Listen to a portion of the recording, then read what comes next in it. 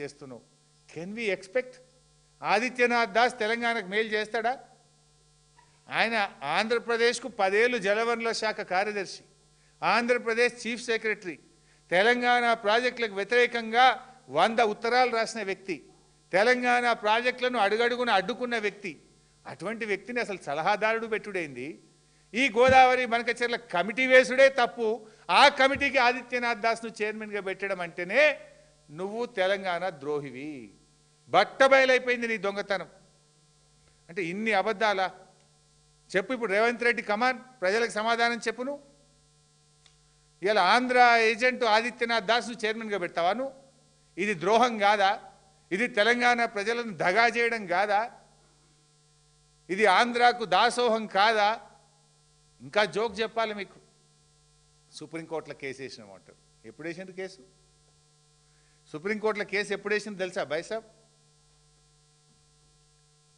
ఇది గోదావరి నల్లమల సాగర్కు టెండర్, గోదావరి నల్లమల సాగర్ ప్రాజెక్టుకు ఆంధ్రప్రదేశ్ ప్రభుత్వం పిలిచిన టెండర్. ఈ టెండర్లు bid submission closing, tender last date 11 December 2025. Godavari Nallamala సాగర్కు టెండర్ పిలిచింది Andhra Pradesh. Tender last date 11 December. ఈయన కోర్టుకు ఎప్పుడు పోయింది తెలుసా బైసప్? మంచిగా అదంతా అయిపోవాలి కదా. 16 డిసెంబర్కు కోర్టుకు పోయిండు. అంటే టెండర్ అయిపోయేదాకా, బిడ్లు అయిపోయేదాకా 16 డిసెంబర్కు కోర్టుకు పోయిండు.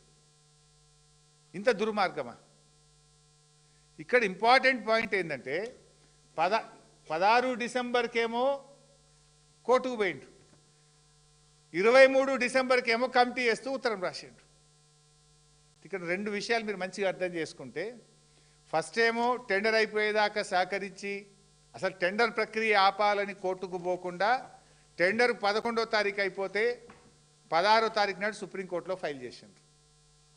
అయితే ఇక్కడ ఈ కోర్టులో నామమాత్రం, ఇది తూతూ మాత్రం, నువ్వు ఏదంటారు చూడు, నువ్వు కొట్టినట్టు చేయి నేను ఏడ్చినట్టు చేస్తాను ఏదో ఉంటుంది కదా, అట్లున్నది కథ. ఇది ఈ 16వ తారీఖు నాడు కోర్టులు వేసిండ్రు.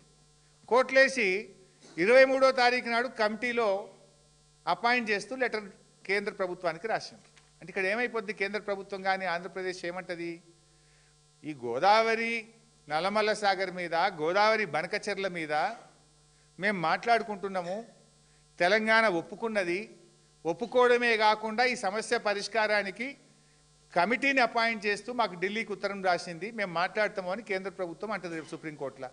ఆంధ్రప్రదేశ్ కూడా ఏమంటుంది, ఇది మీ కోర్టుల కేసు వేసింది 16 తారీఖు, కానీ కమిటీ వేసింది 23 తారీఖు, కోర్టుది మొదలు కమిటీది లేటెస్ట్ కనుక కమిటీదే కరెక్టు, కోర్టుది నల్ అండ్ వైడ్ అయిపోతుంది, కోర్టులో జల్లుతుంది. ఇక 16 తారీఖు ఏమో కోర్టులో కొట్లాడటానికి కేసు వేస్తుంది, 23 తారీఖు నాడేమో మాట్లాడుకుందామని కమిటీ వేస్తుంది.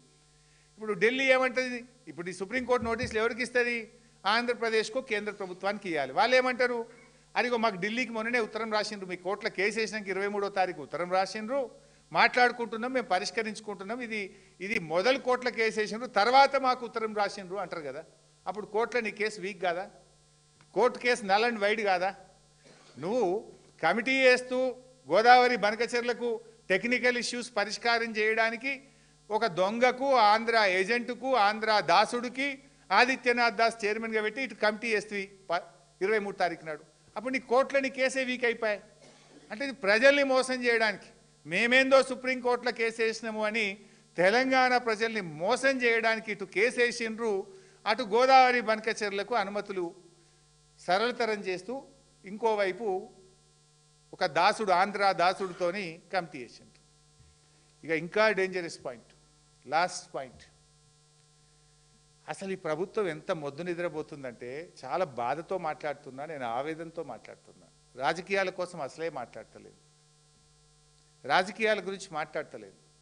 అంటే ఇంత పచ్చి అబద్ధాలు మాట్లాడే ముఖ్యమంత్రి నేను మీటింగ్కు పోనన్నాడు, సంతకం పెట్టనన్నాడు, ఎజెండాలో లేదన్నాడు, కమిటీ వేయనన్నాడు, అన్నీ వేసిండు కదా. మీటింగ్కు పోయిండు, సంతకం పెట్టిండు, ఎజెండాలో ఉన్నది, కమిటీ వేసిండు. ఇంకా బాధ కలిగే అంశం ఏంటంటే, ఇప్పుడు ఇలా పాయింట్ మీకు ఇందాక ఒక పాయింట్ చెప్పిన, గోదావరి బనకచెర్ల అయినా గోదావరి నల్లమల్ల సాగర్ అయినా తీసుకుపోయేది తెలంగాణ నీళ్లు, జరిగేది తెలంగాణ జలదోపిడి. First link same, second link same, తీసుకుపోయే నీళ్లు సేమ్, ఏరియా సేమ్. అప్పుడేమో కృష్ణలో కలిపి తీసుకుపోయినరు, ఇప్పుడు కృష్ణలో కలిపితే ఎగువ రాష్ట్రాలకు హక్కు దొరుకుతుందని కృష్ణలో కలపకుండా టనల్ కొట్టి పట్టుకపోతున్నారు నీళ్ళు గవే. ఇప్పుడు చాలా ఇంపార్టెంట్ డాక్యుమెంట్, కనీసం మనోళ్ళ దగ్గర ఈ డాక్యుమెంట్ కూడా లేదు. ఇది రాష్ట్ర ప్రభుత్వం నిద్రపోతున్నది. నిద్రపోతున్నట్టు నటిస్తుందా నాకైతే అర్థమైతలేదు. జనరల్గా తెలంగాణ సోయున్నోడైతే, తెలంగాణ పాలకుడైతే, తెలంగాణ మేలుగోరేవాడైతే